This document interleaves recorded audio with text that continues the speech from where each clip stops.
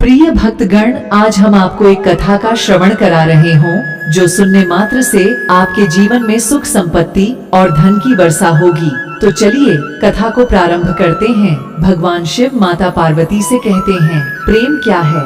पार्वती के इस सवाल पर महादेव ने बताया, प्रेम का असली अर्थ। अगर आप यह कहानी सुन रहे हैं तो पूरा सुनिए इस कथा को, आधा अधूरा छोड़कर जाने की गलती मत करिएगा, क्योंकि इस पवित्र कथा को पूरा सुनने से मन चाहा फल की प्राप्ति होगी। इसलिए इस कथा को पूरा सुने। आप शिव भक्त हैं तो भोलेनाथ का अनादर ना करें। शिव और पार्वती के जैसे वैवाहिक जीवन की कामना हर कोई करता है। एक तरफ जहां देवी पार्वती ने शिव को अपने पति के रूप में प्राप्त करने के लिए कई वर्षों तक तपस्या की, तो वहीं शिव भी अपनी पत्नी पार्वती से इतना प्रेम करते हैं कि उनसे हमेशा संवाद करते दिखते हैं। सनातन धर्म के ज्यादातर पुराण और व्रतों की कहानियों में शिव पार्वती को कथा सुना रहे होते हैं। आज वैलेंटाइन डे है। प्यार करने वाले लोगों के लिए यह दिन बहुत खास होता है। वैसे प्यार की कई परिभाषा है। प्यार न सिर्फ प्रेमी जोड़े बल्कि हर रिश्ते में बहुत मायने रखता है। ऐसे में आज हम आपको भगवान शिव और माता पार्वती की अद्भुत प्रेम कथा के बारे में बताने जा रहे हैं। माता पार्वती भगवान शिव की अर्धांगिनी थी। शिव और पार्वती के जैसे वैवाहिक जीवन की कामना हर कोई करता है। एक तरफ जहां देवी पार्वती ने शिव को अपने पति के रूप में प्राप्त करने के लिए कई वर्षों तक तपस्या की, तो वहीं शिव भी अपनी पत्नी पार्वती से इतना प्रेम करते हैं कि उनसे हमेशा संवाद करते दिखते हैं। सनातन धर्म के ज्यादातर पुराण और व्रतों की कहानियों में शिव पार्वती को कथा सुना रहे होते हैं। शिव ऐसे पति हैं जो अपनी पत्नी को सबसे अधिक समय देते हैं।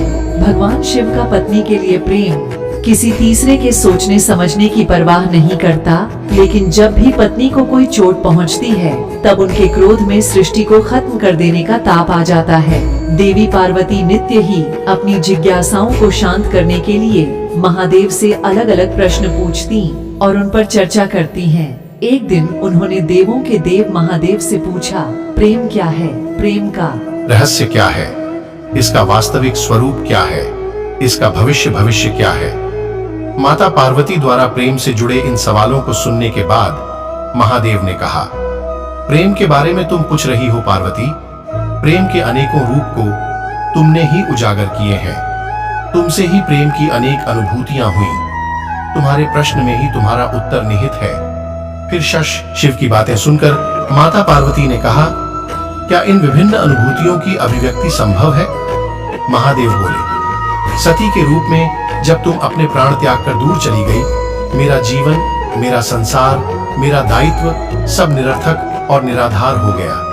मेरे नेत्रों से अश्रुओं की धाराएं बहने लगी। महादेव ने कहा, अपने से दूर कर तुमने मुझे मुझसे भी दूर कर दिया। आगे शिव कहते हैं कि तुम्हारे और मेरे पुण्य मिलन कराने हेतु इस समस्त ब्रह्मांड का हर संभव प्रयास करना, हर संभव षड्यंत्र रचना, इसका कारण हमारा असीम प्रेम ही तो है।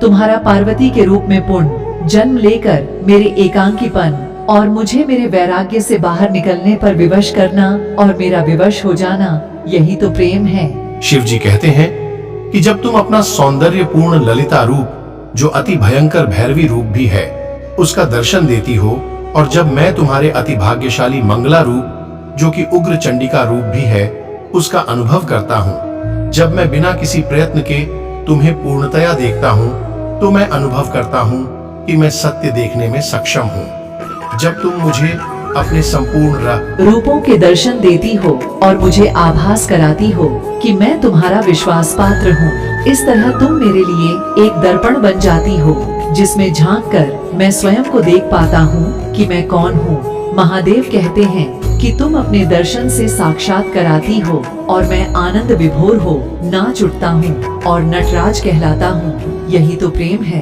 जब तुम बार बार स्वयं को मेरे प्रति समर्पित कर मुझे आभास कराती हो कि मैं तुम्हारे योग्य हूँ। तुमने मेरी वास्तविकता को प्रतिबिंबित कर मेरे दर्पण के रूप को धारण कर लिया।